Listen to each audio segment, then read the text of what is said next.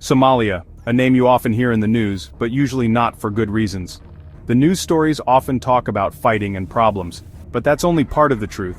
Beyond those stories is a country with old kingdoms, amazing poets, and lots of hidden possibilities. In this video we'll show you the secret side of Somalia you've never seen.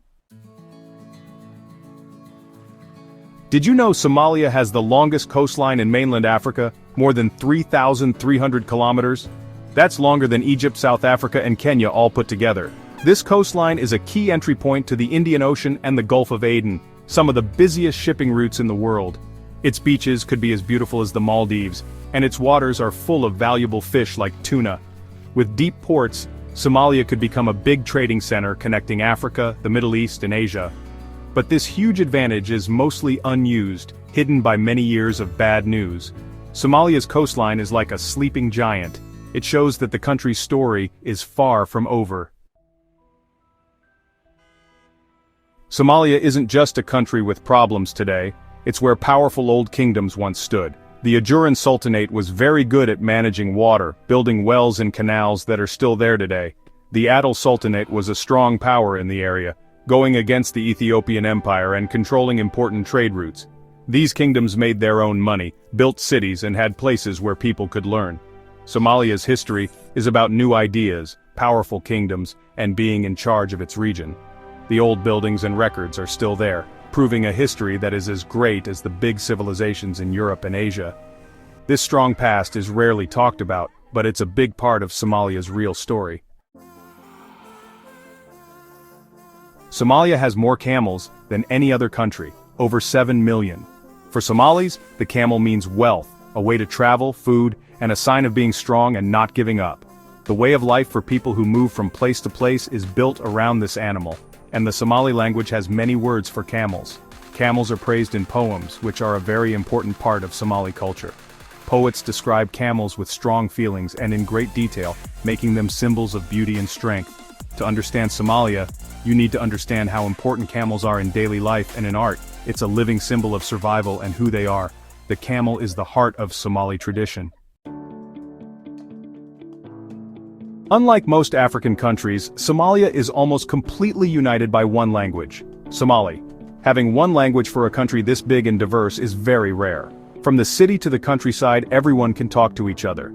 This helps create a strong feeling of being one nation. Books, poems, and news spread easily, making their culture stronger.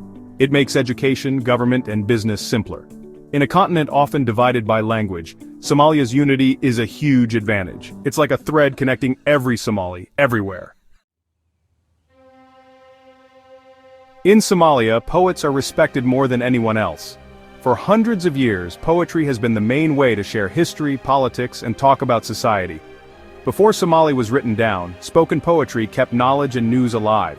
Poets could start wars or make peace with their words. Word duels called gabay battles were fought with poems, not weapons. Even today, a powerful poem can change what people think more than any speech. The love for language and talking things out is a big part of Somali society. To understand Somalia, you must understand its poetry. Somalia's story is worldwide. Millions of people have formed a lively community across the globe. From Minneapolis to London, Somali communities are doing well and staying connected to their home country. Money sent home from Somalis living abroad, over $1 billion a year, is more than foreign aid and helps millions back home. Somali business people, artists, and athletes are doing great all over the world, from supermodel Iman to Olympic champion Mo Farah. The Somalis living abroad bring back skills, ideas, and money, acting as a bridge to Somalia's future. It's like a group of smart people, a money fund, and a diplomatic network all in one. Being spread out has become an opportunity, building a global Somali presence.